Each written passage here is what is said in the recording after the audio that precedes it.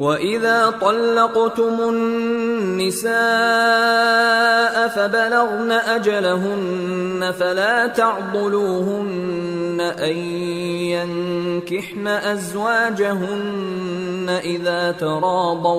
إِذَا تَرَاضَوْا بَيْنَهُم بِالْمَعْرُوفِ ذَلِكَ يُوعَظُ بِهِ مَن كَانَ مِنكُمْ يُؤْمِنُ بِاللَّهِ وَالْيَوْمِ الْآخِرِ ذَلِكُمْ أَزْكَى لَكُمْ وَأَطْهَرُ وَاللَّهُ يَعْلَمُ وَأَنْتُمْ لَا تَعْلَمُونَ۔ اور جب تم عورتوں کو طلاق دے چکو اور ان کی عدت پوری ہو جائے تو ان کو اپنے شوہروں کے ساتھ جب وہ آپس میں جائز طور پر راضی ہو جائیں نکاح کرنے سے مت روکو۔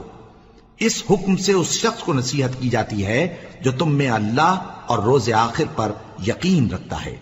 یہ تمہارے لیے نہایت خوب اور بہت پاکیزگی کی بات ہے، اور اللہ جانتا ہے اور تم نہیں جانتے۔